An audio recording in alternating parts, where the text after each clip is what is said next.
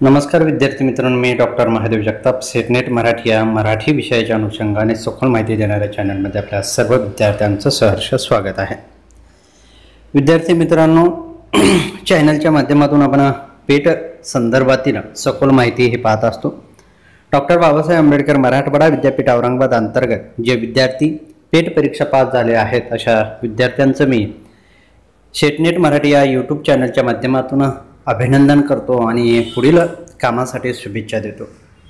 विद्यार्थी मित्रांनो, सगळ्यात महत्त्वाचं म्हणजे याच्यानंतरची नेमकी पायरी काय असेल या अनुषंगाने बऱ्याच विद्यार्थ्यांचे फोन आल्याच्या नंतर की बऱ्याच विद्यार्थ्यांचे ज्या काही समस्या आहेत या समस्येच्या माध्यमातून त्यांचं निराकरण करण्याचा प्रयत्न या चॅनलच्या माध्यमातून मी करणार आहे। विद्यार्थी मित्रांनो, आता तुम्ही जी पुढची स्टेप म्हणजे पुढची पायरी तुम्हाला जी चढायची आहे ती पायरी म्हणजे तुम्हाला त्या ठिकाणी तुमचा जो PhD साठीचा जो आराखडा आहे त्यालाच आपण सिनॉप्सिस असं म्हणतो, तो तयार करावा लागणार आहे।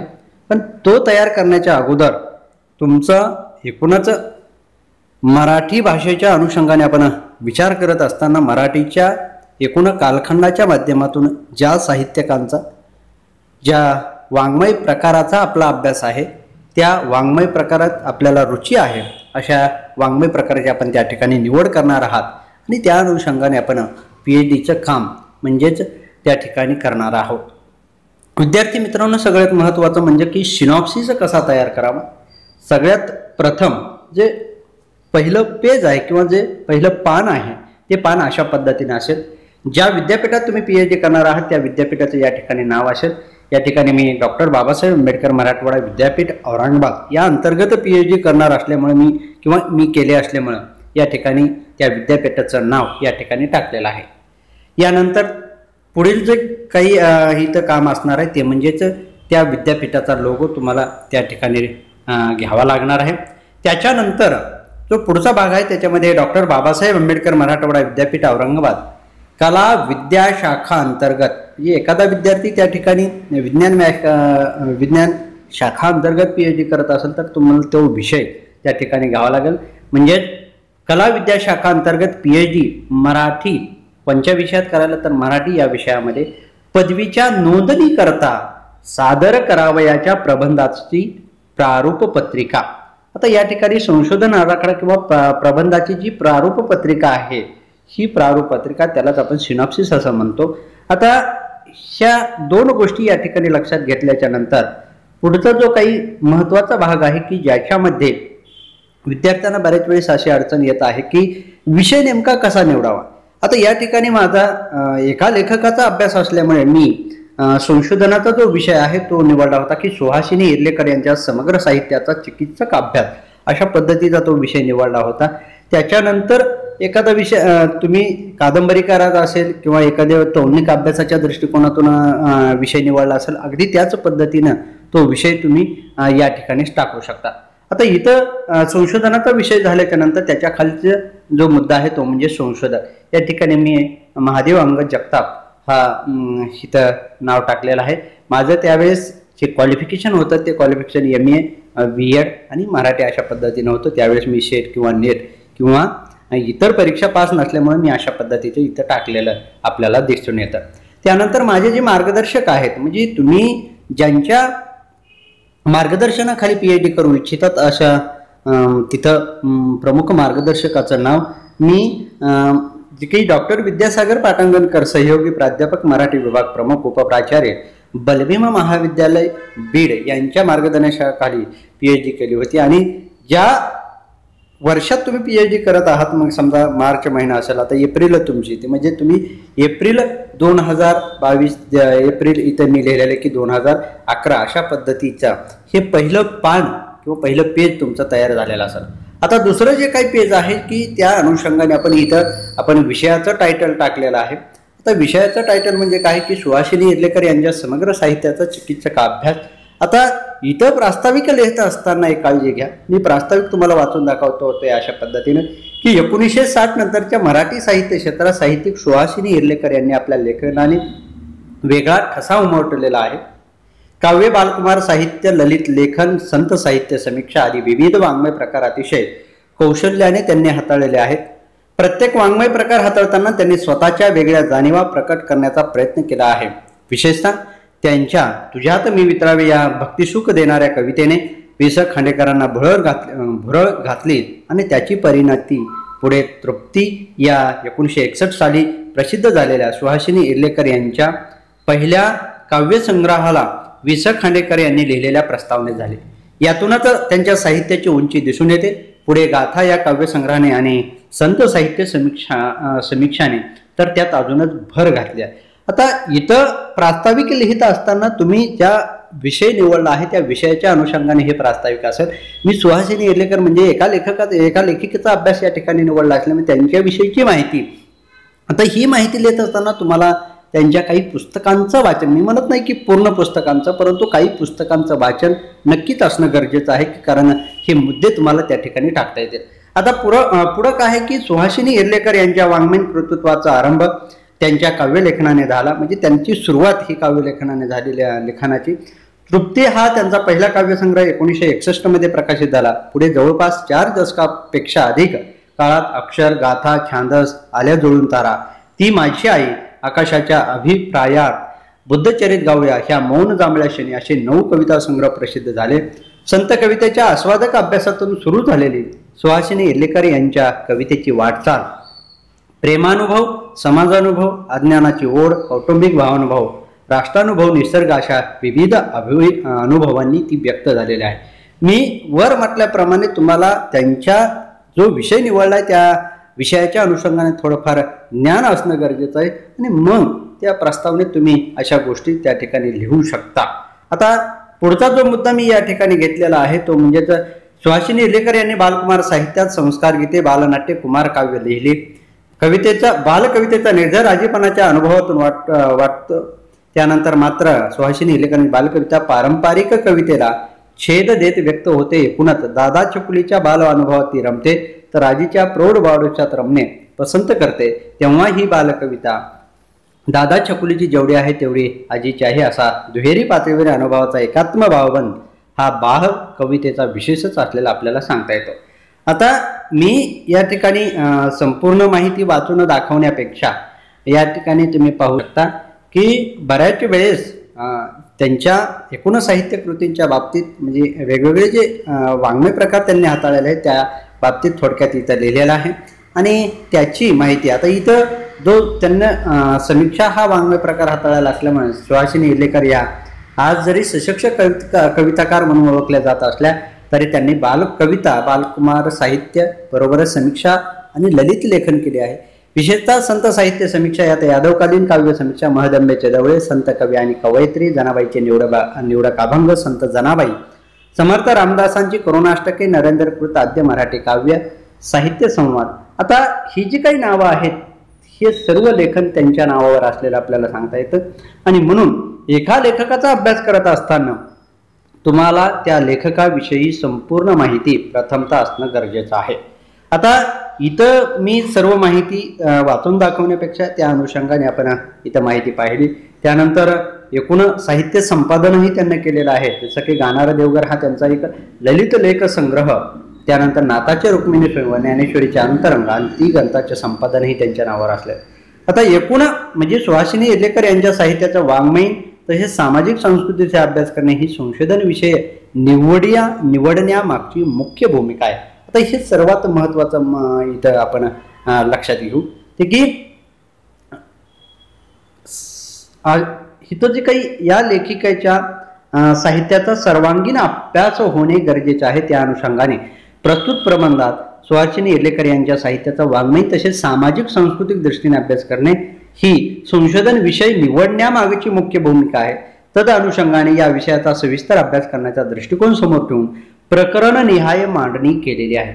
आता हे प्रास्ताविक पाहिल्याच्या नंतर प्रकरणनिहाय जी मांडणी आहे ती अशा पद्धतीने केलेली आहे. प्रकरणाची एकूण रूपरेषा जी आपण पाहणार आहोत की प्रकरण सगळ्यात महत्त्वाचं असतं ते की प्रकरण तुम्ही कशा पद्धतीने पाळले आहे. आता इथं लक्षात घेत असताना प्रकरण पहिलं मी केलंय की सुहासिनी इर्लेकर यांचे जीवन आणि व्यक्तिमत्व, त्यांचा एकूण व्यक्तिमत्वाचा आणि जीवनाचा अभ्यास या ठिकाणी येईल. त्यानंतर प्रकरण दुसरे सुहासिनी इर्लेकर यांच्या काव्यलेखनाचे स्वरूप म्हणजे काव्यलेखनाच्या बाबतीत एकूण माहिती या ठिकाणी येईल। त्यानंतर प्रकरण तिसरे बालकुमार साहित्यातील सुहासिनी इर्लेकर म्हणजे सुहासिनी इर्लेकर यांचा बालकुमार साहित्य किंवा बालकविता किंवा कुमारांच्यासाठीच्या जी काही कविता संग्रह त्यांचा विचार या ठिकाणी केलेला आहे। प्रकरण चौथ्या यामध्ये सुहासिनी इर्लेकर यांच्या ललित लेखनाचे निराळेपण म्हणजे ललित लेखनाचा विचार या ठिकाणी केलेला आहे। प्रकरण पाचवे यामध्ये आपल्याला सुहासिनी इर्लेकर यांचे समीक्षात्मक आणि वैचारिक लेखन याचा विचार आपण या ठिकाणी केलेला आहे। यानंतर प्रकरण सहावे सगळ्यात महत्त्वाचं प्रकरण असतं कोणताही प्रबंध असो त्यामध्ये सुहासिनी इर्लेकर यांचं वाङ्मयीन मूल्यमापन तुम्ही जे संशोधन केलं आहे त्यातलं सर्वात महत्त्वाचं प्रकरण म्हणजे एकूण प्रकरण महत्त्वाचे आहेतच परंतु त्यात सगळ्यात महत्त्वाचं प्रकरण म्हणजे सुहासिनी इर्लेकर म्हणजे वाङ्मयीन मूल्यमापन नेमकं कशा पद्धतीने करता कारण एकूण तुमच्या PhDचा सारांश अगदी मला वाटतं की या प्रकरणात असतो म्हणून काळजीपूर्वक आपण एकूण वरील जो अभ्यास केलेला आहे त्याच्यापेक्षा वेगळं काहीतरी देण्याचा प्रयत्न आपण या वाङ्मयीन मूल्यमापन करत असतो आणि त्याच्या माध्यमातून प्रकरण जे 7वं आहे ते म्हणजे उपसंहार यालाच आपण निष्कर्ष म्हणतो ते निष्कर्ष आपण या उपसंहाराच्या माध्यमातून पाहत असतो। आता शेवटी एक टीप मी मुद्दा म्हणून टाकली होती कारण बऱ्याच वेळेस असं होतं की संशोधन करत असताना काही विषयाच्या अनुषंगाने नवीन माहिती समोर येते आणि मग आपल्याला वाटतं की या प्रकरणात आपण अशा पद्धतीने बदल करणं गरजेचं आहे आणि मग तो बदल आपल्याला करता यावा म्हणून संशोधनाअंती प्रकरणात बदल होऊ शकतो असंही मी या ठिकाणी म्हटलेलं आहे। आता या एकूण अनुषंगाने या संशोधन प्रकरणाची रूपरेषा ठरवल्यानंतर संशोधनाची जी उद्दिष्ट आहेत ही उद्दिष्टे नेमकी काय आहेत हे महत्त्वाचं आहे कारण उद्दिष्टही तुम्हाला त्या ठिकाणी ठरवावी लागतात। याच्यामध्ये प्रमुख विषय हा संशोधनाच्या क्षेत्रामध्ये महत्त्वाचा विषय आहे या विषयाचं संशोधन करणे आवश्यक आहे। सुहासिनी इर्लेकर यांच्या समग्र साहित्याचा अभ्यास खालील उद्दिष्टांचा अनुसरून केला जाणार आहे। संशोधन अभ्यास परिपूर्ण होण्याच्या दृष्टीने त्याची आवश्यकता असल्याचं आपल्याला सांगता येतं। आता या ठिकाणी मराठी साहित्यात सुहासिनी इर्लेकर यांच्या कवितेचे स्थान स्थापने हे उद्दिष्ट होतं। त्यानंतर सुहासिनी इर्लेकर यांच्या कवितेचे स्वरूप आणि आशय विषय समजावून घेणे हे उद्दिष्ट होतं। सुहासिनी इर्लेकरांचे वास्तव जीवन व कलाकृतीमध्ये अभिव्यक्त होणारे जीवन यांचा तुलनात्मक अभ्यास नेमकं कशा पद्धतीने की आहे याचा विचारही आपण या ठिकाणी केला होता हे उद्दिष्ट ठेवलं होतं। सुहासिनी इर्लेकर यांच्या कवितेचे आणि ललित लेखनाचे वाङ्मयीन मूल्यमापन करणे हेही उद्दिष्ट त्या ठिकाणी आपण केलं होतं। सुहासिनी इर्लेकर यांच्या लेखन साहित्यातील विविधता दिसून येत असली तरी त्यात काही समान धागे आहेत का हे शोधून त्यांच्या साहित्याचे स्वरूप स्पष्ट करणं म्हणजे एकूण वेगवेगळे वाङ्मय प्रकार त्यांना हाताळले आहेत पण त्यातील समान धागे हेही उद्दिष्ट या ठिकाणी ठेवलं होतं। सुहासिनी इर्लेकर यांच्या समग्र साहित्याचा वाङ्मयीन व भाषिक विशेषांचा शोध घेणे हेही त्या ठिकाणी उद्दिष्ट ठेवलेलं आपल्याला सांगता येतं। त्यानंतर सुहासिनी इर्लेकर यांच्या साहित्याचा समाजावरील प्रभाव अभ्यास करणे इर्लेकर यांच्या समग्र साहित्याचा अभ्यास करीत असताना वरील सर्व जी काही उद्दिष्ट आहेत ही विचारात घेऊन त्याचा अभ्यास करण्याचा प्रयत्न या संशोधनाच्या अभ्यासनातून केला जाणार आहे। आता पुढचा जे भाग आहे तो म्हणजे संशोधन अभ्यासकाची अभ्यासाची ग्रहितके यामध्ये सुहासिनी इर्लेकर यांच्या समग्र साहित्याचा अभ्यास हा खालील गृहीतकांना अनुसरून होणार आहे ज्याच्यामध्ये संशोधन अभ्यास परिपूर्ण होण्याच्या दृष्टीने या गृहीत तत्वाची आवश्यकता आहे। सुहासिनी इर्लेकरांच्या कवितेत सामाजिक जाणीवा प्रतीत होतात। समीक्षात्मक लेखनातून इर्लेकरांचे संताविषयीची निपक्षपाती भावना दृष्टीत पडते। इर्लेकरांच्या ललित लेखनात वेगळेपणा दिसून येतो। बालसाहित्यातील कथात्मक आणि नाट्यात्मक शैली त्यांना साधलेली ही गृहीतके आपल्याला त्या ठिकाणी लक्षात घेतली जातात। लेखिकेचा अभ्यास केवळ वाङ्मयीन अंगाने न करता सामाजिक आर्थिक राजकीय धार्मिक सांस्कृतिक दृष्टिकोनातून करता येतो। वरील सर्व गृहीत तत्वांना विचारात घेऊन अभ्यास करण्याचा प्रयत्न या संशोधन अभ्यासनातून केलेला आपल्याला सांगता येतं। आता पुढचा जो भाग आहे सगळ्यात महत्त्वाचा म्हणजे संशोधन अभ्यास पद्धती। आता एका लेखकाचा अभ्यास निवड असल्यामुळे आणि प्रॅक्टिकल वर्क त्या ठिकाणी नसल्यामुळे संशोधनाच्या अभ्यास पद्धतीमध्ये सुहासिनी इर्लेकर यांचा समग्र साहित्याचा अभ्यास करताना संशोधनाचा आस्वादक चरित्रात्मक समीक्षा पद्धतीचा वापर केला जाणार आहे। त्याबरोबर मुलाखती चर्चासत्रे ग्रंथालयातील साहित्याचाही उपयोग या ठिकाणी केला जाणार असल्याचं आपल्याला सांगता येतं। आता इथं आपण रूपरेषा पाहिल्याच्या नंतर आता प्रकरण पहिले सुहासिनी इर्लेकर यांचे जीवन आणि व्यक्तिमत्व याच्यामध्ये सगळ्यात महत्त्वाचं असतं की त्यांचं बालपण, म्हणजे कौटुंबिक जीवन, अशा गोष्टीचा विचार आपण या ठिकाणी करत असतो. म्हणजे सुहासिनी लेकर आणि जीवन यांचेच व्यक्तिमत्व, यातून साहित्य, लेखिकेचे व्यक्तिमत्व आणि साहित्य यांचा परस्पर संबंध यातून लक्षात घेत असतो. म्हणून त्यांच्या जीवनाचे प्रतिबिंब साहित्यातून कशा प्रकारे उमटते याचा विचार करावा लागतो. सर्जनशील लेखिकेचे साहित्य हे एका दृष्टीने आत्मचरित्र असते आणि म्हणूनच एका लेखिकेच्या जीवनाची माहिती करून घेणे संयुक्तिक वाटते. लेखिकेचे बालपण, त्यांचे कुटुंब, कौटुंबिक जीवन, त्यांच्या नंतरच्या जीवनाची वाटचाल, यातील घटना प्रसंग याची माहिती करून घेणे अपेक्षा आहे. त्या अनुषंगाने त्यांच्या साहित्याचे आकलन सुलभ होणार आहे आणि त्या अनुषंगाने या प्रकरणात एकूण माहिती आपण पाहिलेली सांगता येते. आता सुहासिनी इर्लेकर यांच्या काव्यलेखनाचे स्वरूप पाहत असताना एकूण काव्यलेखनामध्ये त्यांना कशा पद्धतीने विषय हाताळले आहे, एकूण कशा पद्धतीचा विचार त्यांना केलेला आहे, याची सर्व माहिती आपण या ठिकाणी पाहिलेली आहे. याबाबत काही विद्यार्थ्यांना या बाबतीत काही समस्या असतील तर मला कॉल करूनही तुम्ही विचारू शकता. परंतु या एकूण अनुषंगाने पाहत असताना पहा, इथं प्रेमानुवाद, समाजानुवाद, ज्ञानाची ओढ, कौटुंबिक विचार, नैसर्गिक किंवा कवितेतील सभोवताल लौकिकाचा किंवा लौकिकातील आंतरिकाचा आणि अप्रकट मनोविश्वास सूक्ष्म वेध घेणारी त्यांची कविता असल्याचे आपल्याला सांगता येतं. त्याचाही विचार आपण या ठिकाणी केलेला आहे. आता प्रकरण तिसऱ्यामध्ये बालकुमार साहित्य, ज्याच्यामध्ये आपण त्यांचे जे काही बालकुमार साहित्य आहे, ज्याच्यामध्ये पाऊस गाणे हा असेल, त्यानंतर मी भारतीय आहे, संसार गीते, आजी आणि शेनवान, कुमार काव्य, डॉक्टर कुमार नाट्य, बालकुमार साहित्याचा या प्रस्तुत प्रकरणात सविस्तर आढावा आपल्याला घ्यावयाचा आहे. यामध्ये तुम्हाला जे काम करायचं आहे त्याचा एकूण विचार या ठिकाणी करायचा आहे. अगदी त्याच पद्धतीने ललित लेखनाचे निळापण, गाणारा देवघर हा त्यांचा ललित लेख संग्रह आपल्याला असलेला सांगता येतो. मग त्यांची एकूण माहिती देत असताना लेखिकेला प्रत्यक्ष आलेले अनुभव, त्या अनुभवाची मांडणी, विषयाची विविधता, भाषेतील ललित इत्यादीचा विचार प्रस्तुत प्रकरणात करावायचा आहे. आणि शेवट याच्यामध्ये म्हणजे की मी म्हटलं तसं की त्यांचे जे काही विविध वाङ्मय प्रकार हाताळले सुहासिनी इर्लेकर यांचे समीक्षात्मक आणि वैचारिक लेखन, ज्याच्यामध्ये महदंबेचे धवळे, ज्ञानेश्वर चरित्र, संत कवी आणि कवयित्री, यादवकालीन काव्यसमीक्षा आदी समीक्षात्मक लेखन, तसेच जे काही एकूण विविध साहित्यातील, समकालीन साहित्यातील विविध लेखकांच्या कविता, कादंबरी, नाटिका आदी विषयावर समीक्षात्मक लेखनही केलेलं आहे. त्याचाही विचार आपण या ठिकाणी केलेला आहे. त्याचा अशा एकूण समीक्षात्मक लेखन याविषयीचा वेध या प्रकरणात घेतलेला. आणि शेवटचं प्रकरण मी म्हटलं तसं 6वं, ज्याच्यामध्ये सुहासिनी इर्लेकर यांचे वाङ्मय मूल्यमापन, एकूण त्यांनी विविध वाङ्मय प्रकार हाताळले आहेत, त्यांना अशी गरज का वाटली, त्याचप्रमाणे त्यांना वाङ्मय प्रकार नीटपणाने हाताळता आलेत की नाही याचाही विचार घ्यावायचा आहे. प्रत्येक वाङ्मय प्रकाराला त्यांनी न्याय दिलाय काय, असे जे काही प्रश्न आहेत त्या प्रश्नांचा वेध किंवा प्रश्नांची उत्तरं शोधण्याचा प्रयत्न आपण या प्रकरणाच्या माध्यमातून करत असतो.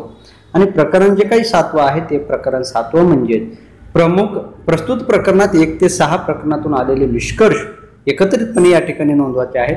मराठी वाङ्मयाला सुहासिनी इर्लेकर यांनी आपल्या लेखनाने कोणती देणगी दिली, सगळ्यात महत्त्वाचं इथे की कोणती देणगी दिली. तुम्ही जो अभ्यासक्रम लक्षात घेत असता किंवा जो प्रबंधसाठी विषय निवडलेला आहे त्या विषयाच्या अनुषंगाने त्या वाङ्मयाला की नेमकी देणगी त्या अभ्यासातून तुम्हाला काय दिली असं वाटत असतं, त्याचा या प्रकरणात निष्कर्षात्मक आढावा आपल्याला घ्यावायचा आहे. त्यानंतर परिशिष्ट त्या ठिकाणी जोडायची आहे, ती म्हणजे 1 सुहासिनी इर्लेकर यांच्या इतरांनी घेतलेल्या मुलाखती.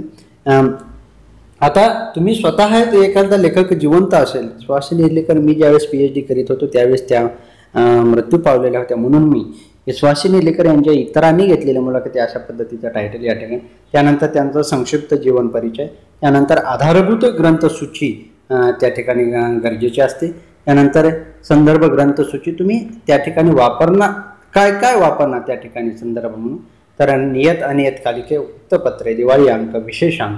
त्यानंतर जे मुख्य आपण ज्याचा अभ्यास करणार आहोत ते आधारभूत ग्रंथसूची ज्या लेखकाच्या अभ्यासाच्या दृष्टिकोनातून निवडणार आहात ती, याच्यामध्ये काव्य, तृप्ती, अक्षर, गाथा, छांदस, आल्या जोडून तारा, मी, ती माझी आई, आकाशाच्या अभिप्रायात, त्याच्यानंतर बुद्धचरित गाऊया, या मौन जांभळ्याशी, अशा पद्धतीच्या कविता संग्रह. तसेच बालकुमार साहित्य म्हणजे मी भारतीय आहे, आजी आणि शेनवार, पाऊस गाणे, डॉक्टर भगवान, गौतम बुद्ध आणि ललित लेखनामध्ये त्यांचं जे एकूण साहित्य आहे ते एकच ते म्हणजेच गाणारं देवघर आणि साहित्य समीक्षेच्या अनुषंगाने या ठिकाणी यादवकालीन मराठी काव्य समीक्षा, प्राचीन संत कवयित्रींचे वाङ्मयीन कार्य, अशा पद्धतीनं एकूण त्यांच्या साहित्य समीक्षेचा विचार आणि त्यांच्या संपादनाचा विचार आणि शेवटचा जो काही घटक असतो तो म्हणजे संदर्भ सूची।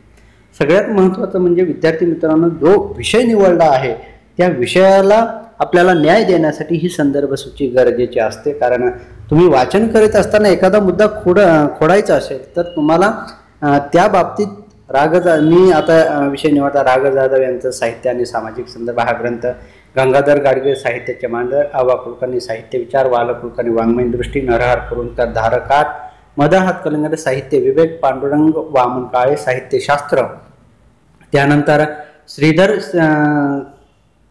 रंगनाथ कुलकर्णी मध्ययुगीन मराठी साहित्य एक पुनर्विचार, प्राची डेरे नरेंद्र विरचित रुक्मिणेश्वर, त्यानंतर प्रणव जोशी मराठी साहित्यातील मधुरभक्ती, प्रणव जोशी ज्ञानदेव अभंगगाथा, प्रणव जोशी चरित्र वाङ्मय मराठी वाङ्मयाचा इतिहास खंड 3, विल भावे मराठी सारस्वत खंड 1-2, ग्रामोपाध्ये मराठी वाङ्मय, कांचन पाडगावकर मराठवाड्यातील कवयित्रींची कविता, काशीनाथ नारायण सावे काव्य इतिहास संग्रह, आनंद यादव मराठी साहित्य समाज आणि चिंतन, अशा पद्धतीची मी थोडक्यात म्हणजे यामध्ये तुमची संदर्भ ग्रंथाची यादी वाढते। तुम्ही ज्या पद्धतीने अभ्यास करायला सुरुवात करता त्या अनुषंगाने तुम्हाला त्या ग्रंथाच्या शेवटीही बऱ्याच वेळेस काही संदर्भ ग्रंथ टाकलेले असतात, तेही आपण त्या ठिकाणी लक्षात घेऊ। आणि शेवटचा घटक म्हणजे त्या ठिकाणी संशोधक या बाजूला आणि मार्गदर्शक या बाजूला, त्यानंतर संशोधक डॉक्टर महादेव, आता इथं महादेव अंग जगताप MA BEd मराठी, आणि प्रमुख म्हणजे काही मार्गदर्शक आहे तुमचे ते डॉक्टर विद्यासागर पाटणकर मी इथं लिहिल्याप्रमाणे, आणि मग इथं सही आणि तुमचं इथं जे मार्गदर्शक आहेत त्याची सही आणि शिक्का असणं गरजेचं आहे। विद्यार्थी मित्रांनो, या संदर्भात काही अडचणी असतील तर नक्कीच मला त्या ठिकाणी कॉल करून आपण विचारू शकता। मी तुम्हाला याचं पेजेससुद्धा पाठवू शकतो। विद्यार्थी मित्रांनो, मी जास्तीचा वेळ न घेता या ठिकाणी थांबतो।